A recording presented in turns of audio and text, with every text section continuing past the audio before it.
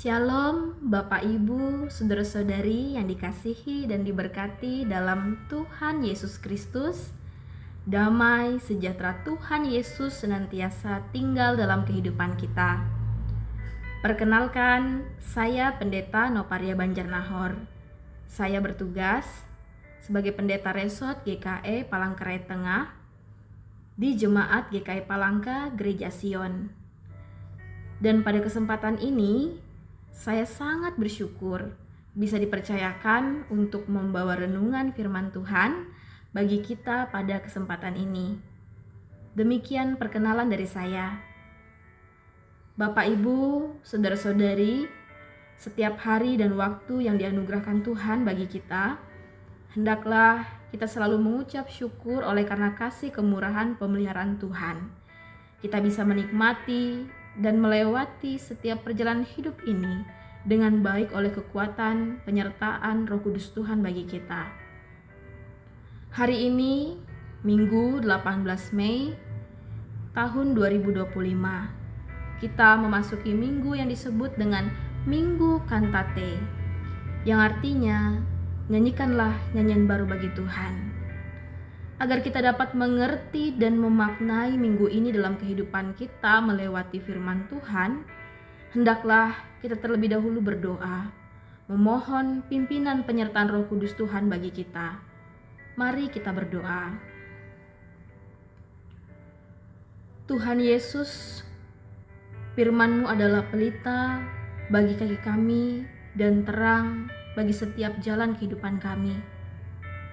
Kami memohon pimpinan penyertaan Roh Kudus-Mu Tuhan, agar firman-Mu yang sebentar lagi akan kami dengarkan, itu dapat tersampaikan seturut dengan kehendak Tuhan untuk kemuliaan Tuhan, dan juga memberkati kehidupan setiap orang yang mendengarnya.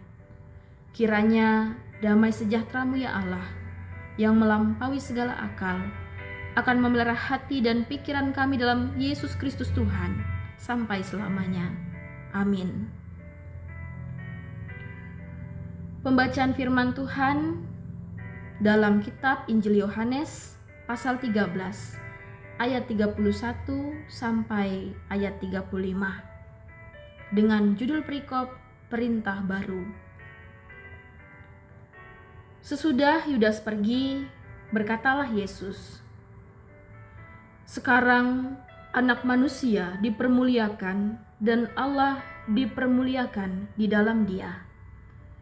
Jikalau Allah dipermuliakan di dalam Dia, Allah akan mempermuliakan Dia juga di dalam dirinya, dan akan mempermuliakan Dia dengan segera.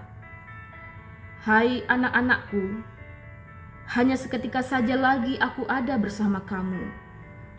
Kamu akan mencari aku. Dan seperti yang telah kukatakan kepada orang-orang Yahudi, ke tempat aku pergi, tidak mungkin kamu datang. Demikian pula aku mengatakan sekarang juga kepada kamu. Aku memberikan perintah baru kepada kamu, yaitu supaya kamu saling mengasihi, sama seperti aku telah mengasihi kamu. Demikian pula kamu harus saling mengasihi. Dengan demikian, semua orang akan tahu bahwa kamu adalah murid-muridku, yaitu jikalau kamu saling mengasihi." Demikian pembacaan firman Tuhan untuk kita. Bapak, Ibu, saudara-saudari yang dikasihi dalam Tuhan kita Yesus Kristus, tema pemberitaan firman Tuhan pada saat ini yaitu kasih sebagai identitas iman. Berbicara tentang kasih, tentulah kita sering mendengar bahwa orang Kristen itu sering dikenal dengan pribadi atau juga jati diri hidup dalam kasih. Oleh sebab itu, tak heran bagi kita orang Kristen yang benar-benar Kristen sejati, mereka tidak akan membalas kejahatan dengan kejahatan, namun sebaliknya akan membalas kejahatan itu dengan kebaikan. Dalam hal ini, tentulah kasih itu bukan kasih yang membiarkan kejahatan atau kompromi dengan kejahatan, melainkan kasih yang menyatakan pengampunan serta mendidik seseorang untuk menjadi pribadi yang lebih baik dan menghadirkan pemulihan bagi hubungan yang rusak. Melalui kasih, seseorang dapat menyadari kasih yang diberikan baginya begitu berharga, dan ia pun dapat menghargai kasih itu dengan hidup baru di dalam kasih Tuhan dan dapat saling mengasihi. Sebagai umat Kristus, kita harus menjadi teladan dalam menunjukkan kasih kepada semua orang tanpa terkecuali. Kita harus mengasihi sesama manusia dengan tulus dan sama seperti Tuhan Yesus mengasihi kita tanpa batas dan tanpa pamrih. Seperti kasih Allah kepada kita di dalam Yesus Kristus Tuhan, melalui penderitaan, kematian, dan kebangkitan Yesus Tuhan, kasih-Nya yang rela berkorban, memberikan kita pengampunan dosa, sehingga kita tidak mengalami kematian kekal, yaitu maut. Maka dari itu, kasih Allah itu tidaklah membiarkan kita untuk sengaja hidup terus-menerus dalam dosa, tetapi kasih Tuhan itu mendidik kita untuk tidak hidup lagi dalam tabiat lama, yaitu hidup dalam dosa, melainkan kita mengalami pembaruan, perubahan hidup, yaitu hidup dalam kasih Tuhan dan mengucap syukur atas semuanya itu dengan hidup setia dan taat pada perintah-Nya. Hal itu karena kita menyadari hanya oleh kasih karunia dalam Yesus Kristus Tuhanlah kita beroleh pengampunan dosa, keselamatan hidup baru kekal, sehingga kita tidak mati dalam dosa atau maut, melainkan kita mati dalam anugerah keselamatan, kehidupan baru kekal bersama-sama dengan Tuhan kita Yesus Kristus. Kita juga mengingat Bapak, Ibu, dan saudara-saudari dalam kesimpulan Taurat Allah pada kitab Injil Matius 22 ayat 30 sampai 40 menjelaskan bahwa kasih kita kepada Allah adalah hukum yang terutama dan yang pertama. Dan yang kedua yang sama dengan itu ialah kasih kita kepada sesama manusia. Artinya pembuktian kasih kita kepada Allah adalah ketika kita bisa mengasihi sesama manusia. Tetapi jika kita mengatakan kita mengasihi Allah tapi tidak dapat hidup dalam kasih kepada manusia, maka kita tidak dapat mengasihi Allah. Karena kita tidak mampu mengasihi yang dapat kita lihat, kemudian bagaimana kita dapat mampu mengasihi Allah yang tidak kita lihat? Seperti apa yang dikatakan Tuhan Yesus dalam perumpamaannya pada Matius pasal 25 ayat 40. Sesungguhnya segala sesuatu yang kamu lakukan untuk salah seorang dari saudaraku yang paling hina ini, kamu telah melakukannya untuk aku. Perkataan Tuhan Yesus ini adalah penyataan ketika bagaimana kita hendaklah hidup dalam kasih kepada sesama manusia tanpa pandang bulu.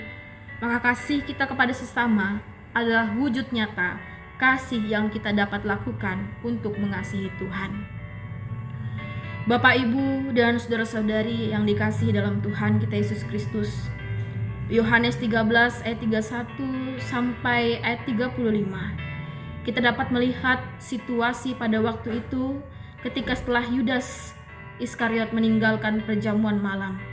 Setelahnya kita melihat Tuhan Yesus menyampaikan amanat yang begitu penting yang disampaikan dari hati ke hati dengan para murid-Nya sebelum penderitaannya, yaitu hal yang pertama di ayat 31 sampai 33 tentang pemuliaan, yaitu penderitaan dan salib yang akan dialami oleh Tuhan Yesus sebagai peristiwa di mana kemuliaan Allah dinyatakan dalam kasih yang sempurna melalui pengorbanan Kristus Tuhan. Sehingga salib itu bukanlah kejatuhan atau kehinaan, melainkan salib Tuhan Yesus adalah kemuliaan Allah yang diberikan bagi kita karena begitu besar kasih-Nya akan kita. Bapak, Ibu, jadi dalam hal ini penderitaan dan salib Yesus adalah peristiwa kemuliaan Allah yang dinyatakan, wujud kasih Tuhan yang sempurna bagi umat manusia. Bapak dan Ibu yang terkasih, saudara-saudari yang terkasih dalam Tuhan kita Yesus Kristus, hal yang kedua di ayat yang ke-34 dan 35 tentang perintah baru yaitu saling mengasihi. Adapun perintah baru yang Tuhan Yesus sampaikan ini bukan berarti bahwa ajaran hidup tentang kasih adalah sesuatu perintah yang baru diajarkan. Karena dalam Perjanjian Lama pun ajaran kasih itu sudah ada diajarkan dalam kitab Imamat pasal 19 ayat 18, yaitu kasihilah sesamamu manusia seperti dirimu sendiri.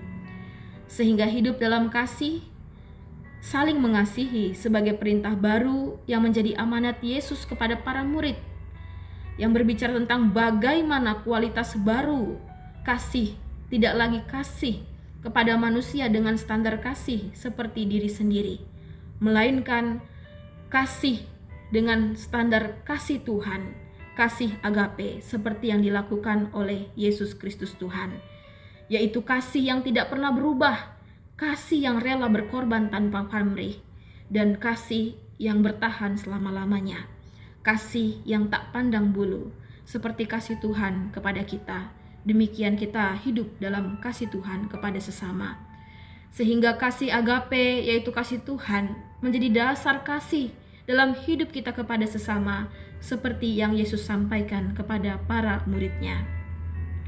Bapak, Ibu, saudara-saudari yang terkasih dalam Tuhan kita Yesus Kristus, hari Minggu ini disebut dengan Minggu Kantate, yang artinya nyanyikanlah nyanyian baru bagi Tuhan. Minggu ini menekankan bagaimana kita mempersembahkan pujian kepada Tuhan, nyanyian baru bagi Tuhan.